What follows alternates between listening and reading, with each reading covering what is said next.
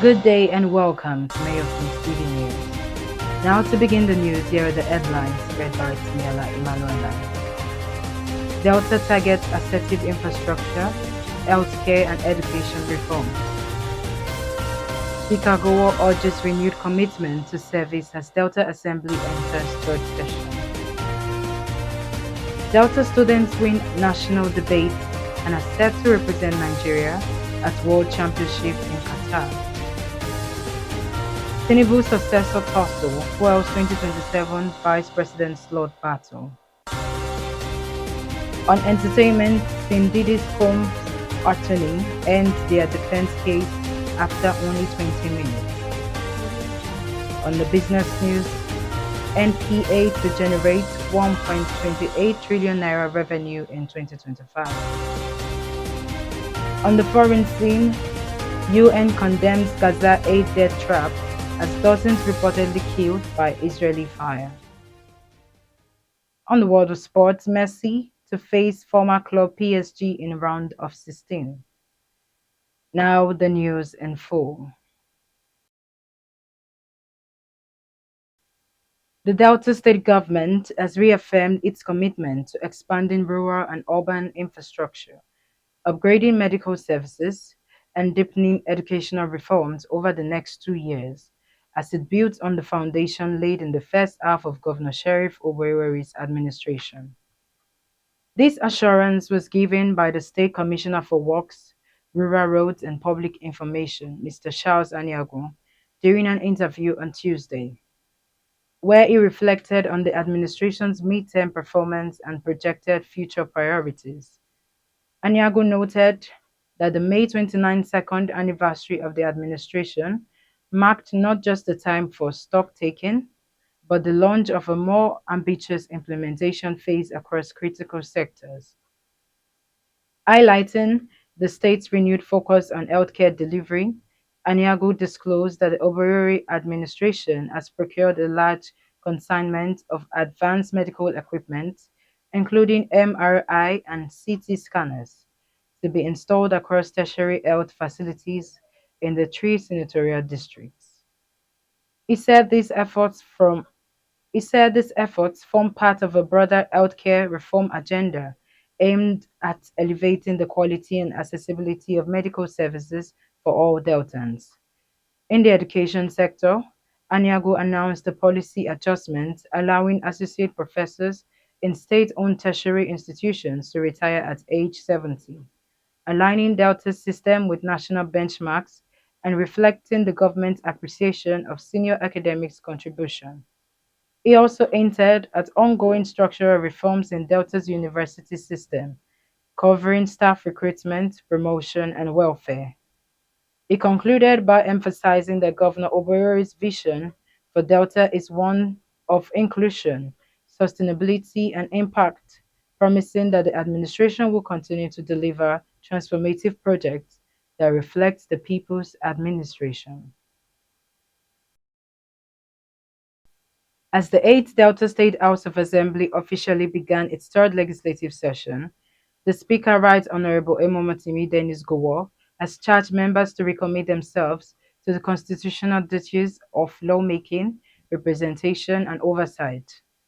Delivering his welcome address at the first plenary sitting of the new session, Speaker Gowo emphasized the need for legislators to prioritize the interests of their constituents above all personal or political prejudices, stressing that expectations remain high across the state.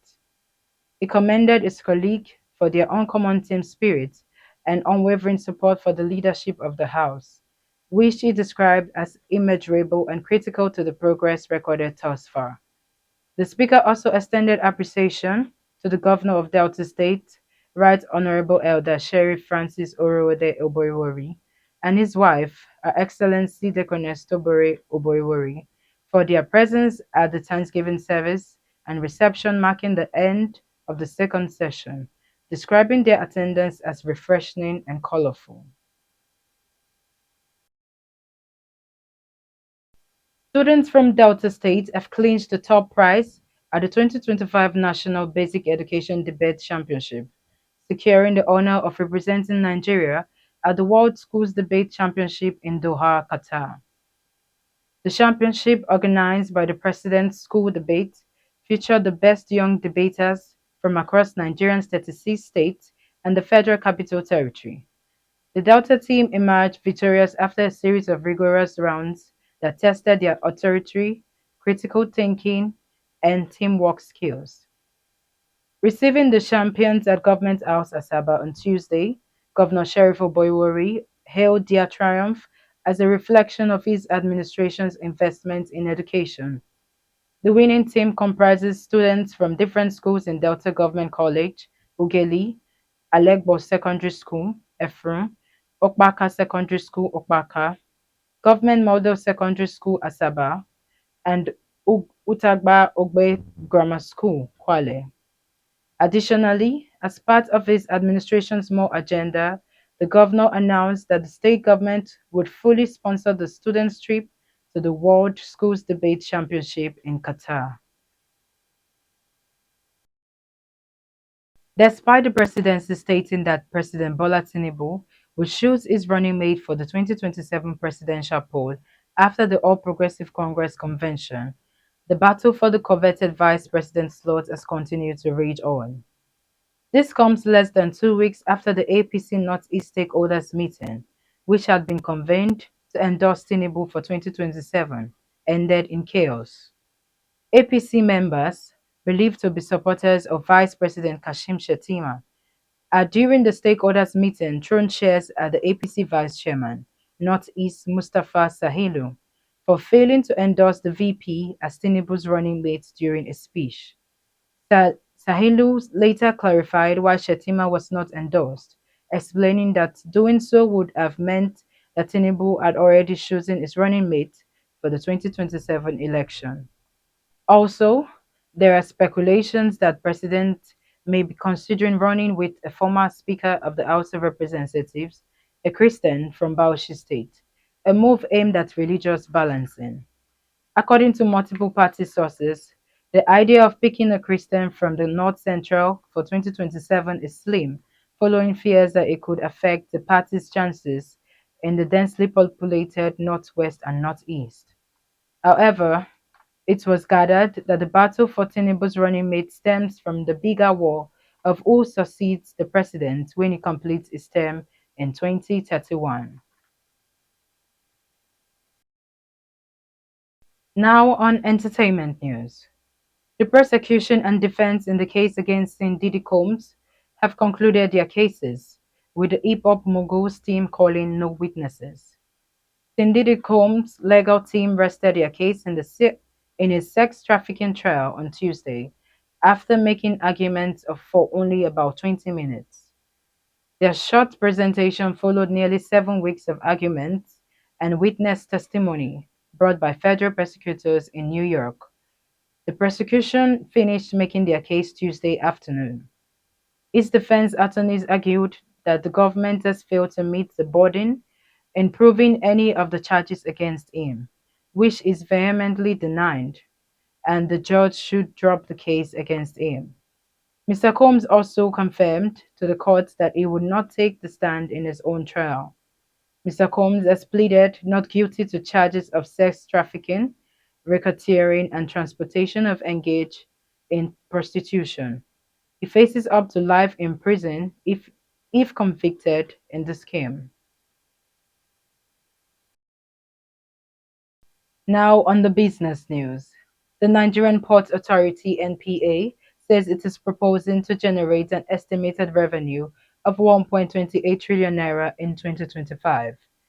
This disclosure was made by the Managing Director, NPA, Dr. Abubakar Dantosho, during the 2025 budget defense session organized by the House of Representatives Committee on Ports and Harbour in Abuja on Monday.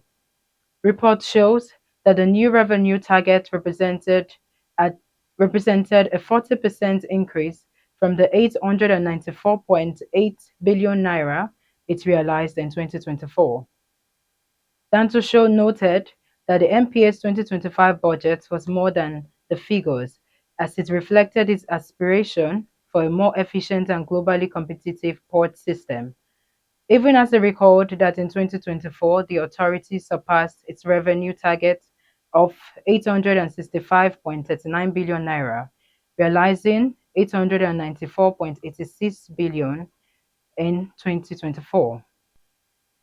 In his remarks, the chairman of the committee, Honorable Nolim Nanji, stated that NPA should beef up its performance, improve port infrastructure, and play a greater role in addressing Nigerians' revenue and unemployment challenges.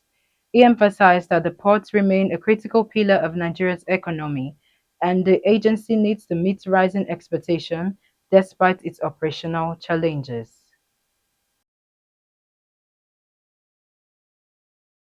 Now on the foreign scene. According to rescuers and hospitals, at least 46 people waiting for aid have been killed by Israeli fire in two incidents in central and southern Gaza. UN agencies have condemned the US and Israel-backed food distribution system, with one official calling it an abomination and a death trap. Such deadly incidents have recently become a near daily occurrence, but have attracted relatively little attention outside Gaza since Israel attacked Iran more than a week ago. Without including latest deaths, the UN has recorded more than 410 Palestinians reported to have been killed by Israeli gunfire since the Gaza Humanitarian Foundation began work in late May. Also, hospital officials and the Hamas-run Civil Defense Agency said that at least 21 people were killed and over 150 injured. However, the Israel Defense Forces (IDF) claim that contrary to the reports being spread out, they are not aware of the incident in question at the Rafah aid distribution site. Now in the world of sport. Lionel Messi will face his former club Paris Saint-Germain after his Inter Miami side reached the last 16 round of the Club World Cup with a 2-2 draw with Palmeiras on Tuesday morning. The Brazilian club came 2-0 down to earn a 2-2 draw, a result which was enough to secure both teams a place in the knockout stages. In the meantime, few expected Miami to make it out of the group, but they now face the European champions, while it will be a Brazilian affair as Palmeiras will battle Botafogo. For Messi, who celebrates his 38th birthday on Tuesday, the tie in Atlanta will see him face his former club PSG for the first time since leaving them to join Miami in 2023. The result meant that Egyptian club Al Ahly and Porto were both eliminated despite producing a highly entertaining 4-4 draw. Recall that despite having the likes of Messi, Kylian Mbappe, and Neymar in their ranks, PSG failed to land the UEFA Champions League, only managing to secure the league domestic cup titles. Now to end the news, a quick recap on our headlines. Delta targets assertive infrastructure, healthcare, and education reforms. Speaker Gowo urges renewed commitment to service as Delta Assembly enters third session. Delta students win national debate and are set to represent Nigeria at World Championship in Qatar. Tinubu successor tussle fuels 2027 vice president slot battle. On entertainment, scene Diddy Combs' attorneys end their defense case after only 20 minutes. On the business news, NPA to generate 1.28 trillion naira revenue in 2025. On the foreign scene, UN condemns Gaza aid death trap as dozens reportedly killed by Israeli fire. In the world of sport, Messi to face former club PSG in round of 16. That ends the news as read and edited by Daniela Emanuela. Thanks for watching.